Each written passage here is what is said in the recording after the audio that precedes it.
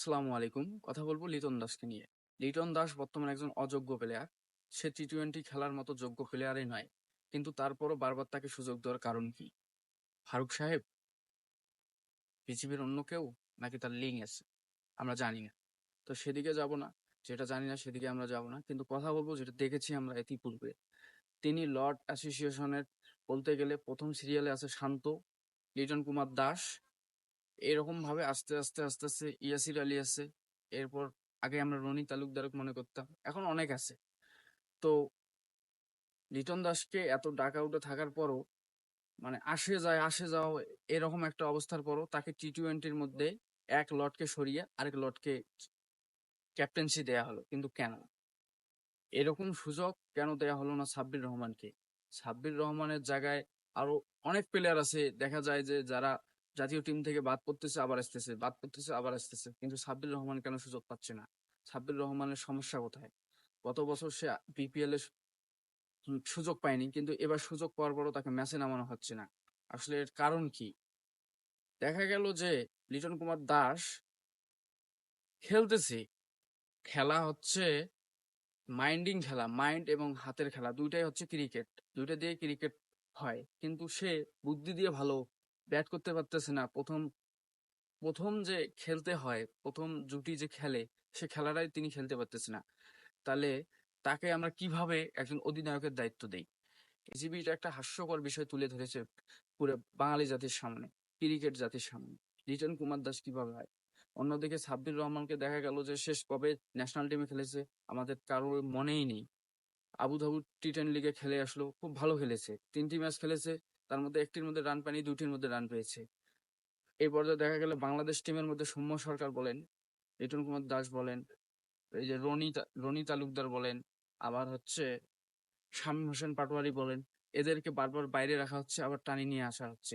একই জায়গার প্লেয়ার এরা তো, রনি তালুকদার, সাব্বির রহমান, এরা তো একই জায়গার প্লেয়ার।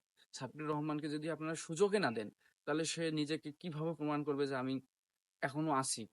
আপনি যদি সুযোগ না দেন ন্যাশনাল টিমে, সে লিগ খেলে কিভাবে নিজেকে রিপ্রেজেন্ট করবে? আমরা কয়জন লিগের খেলা দেখি বা ঘরোয়া লিগের খেলা দেখি? আমরা দেখি সবসময় ন্যাশনাল টিমের খেলা, জাতীয় জার্সি গায়ে যখন তারা খেলে তখন আমরা ভালো করে আরো দেখি। এরকম একটা অবস্থা যে লিটন কুমার দাসকে আসলে দেয়া ঠিক করেনি, কিন্তু সাব্বির রহমানকে ঢাকায় কেন নামাচ্ছে না আসলে আমার মাথায় আসতেছে না। সাব্বির রহমান একজন দক্ষ ব্যাটিং, এটা বুঝতে হবে। এই দক্ষ ব্যাটিং রাখিয়া কাদের নামাচ্ছে না নামাচ্ছে, ব্যাটিং লাইনের তো কোনো ঠিকই নাই। সাব্বির রহমানকে কেন সুযোগ দেওয়া হচ্ছে না, এটা কেউ এখন পর্যন্ত বুঝতে পারতেছে না। সবাই জানে যে প্রত্যেকটি ম্যাচে সাব্বির রহমানকে নামাবে, কিন্তু সাব্বির রহমানের কোনো সুযোগ নেই। সাব্বির রহমানকে একটি সুযোগ দেওয়া উচিত ঢাকার। আর অন্যদিকে বিসিবির যে সিদ্ধান্ত, তীব্র নিন্দা জানার দরকার। কেননা বিসিবিটা আসলে অনেক ভুল করেছে। দক্ষ প্লেয়ারকেই সবসময় সামনে রাখতে হয়, কিন্তু তারা অদক্ষ প্লেয়ারকেই সামনে নিয়ে আসতেছে বারবার। তাহলে এই টিমের দ্বারা কি হবে? আমরা আসলে হতাশ হওয়া ছাড়া আমাদের আর কোনো উপায় থাকবে না। দেখা গেল যে আবার যাবে কোনো, এই যে চ্যাম্পিয়ন ট্রফি খেলতে যাবে, দেখা গেল যে ওখানে গিয়ে বলতেছে আমাদের জন্য দোয়া করেন। দোয়া করা ছাড়া কোনো উপায় নেই। এক লটকে সরিয়ে আরেক লটকে আনার মানে আসলে আমি জানি না।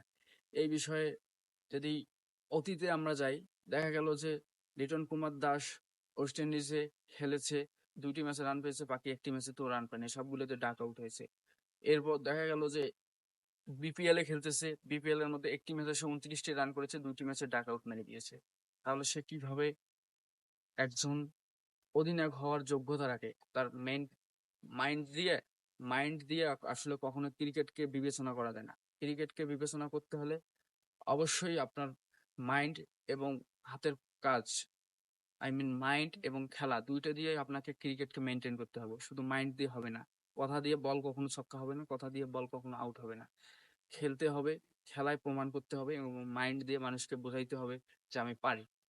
তো এই বিষয়টাই বলতে চাচ্ছিলাম যে সাব্বির রহমানও একজন দক্ষ প্লেয়ার, তাকেও সুযোগ দেওয়া দরকার। আমরা দেখবো যে ঢাকা পরবর্তী ম্যাচে সাব্বির রহমানকে নামায় কি নামায় না। ধন্যবাদ।